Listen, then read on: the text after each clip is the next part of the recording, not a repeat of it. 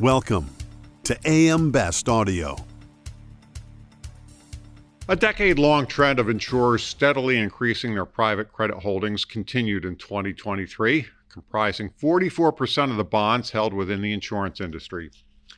According to a new AM Best report, this compares with an approximately 27% level in 2013. The report also discusses the growing role and influence of private equity asset management firms. Here to discuss the report in more detail is Associate Director Jason Hopper.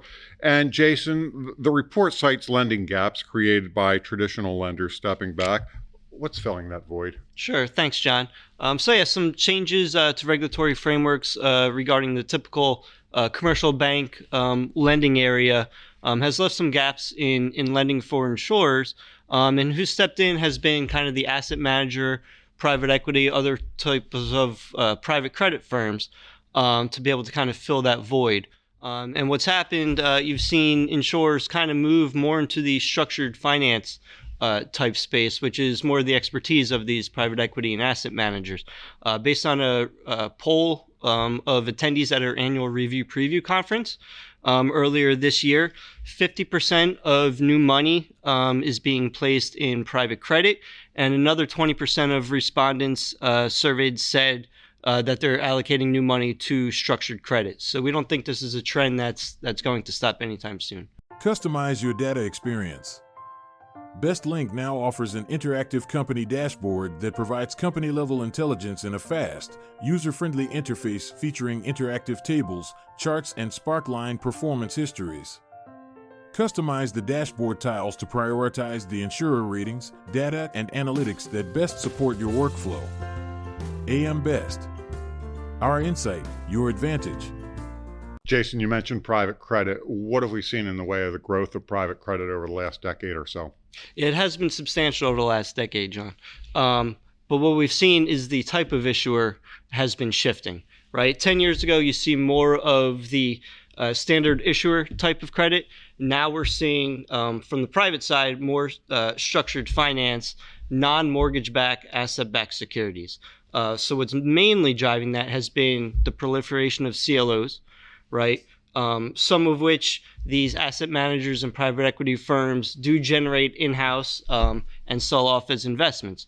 At the same time, we've been seeing these asset managers, private equity firms enter the insurance space in various ways, whether it be through partnerships, strategic plays, or sometimes even outright ownership. So they're bringing this expertise in structured private credit to insurers as well. And along with that, we're kind of seeing some companies with kind of that ownership structure of asset managers and private equity firms really ramping up their allocations to these sorts of private non-mortgage-backed securities. So let's expand on non-mortgage-backed securities a little bit more. We've seen a lot of growth in that in the last 6 years. What's driving that? Yeah, as I mentioned, I think CLOs is one of the main drivers.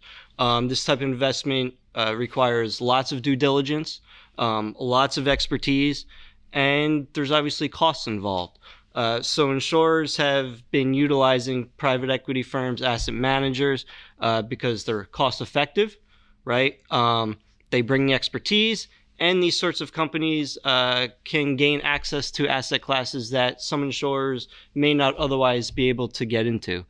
So with that, roughly 40% of life insurers do outsource more than 10% of invested assets. So we're basically seeing these various trends kind of converging all within the insurance industry. Thanks, Jason. Thanks, John. That was Associate Director Jason Hopper. You can find the full report online at ambest.com. For AM Best TV, I'm John Weber.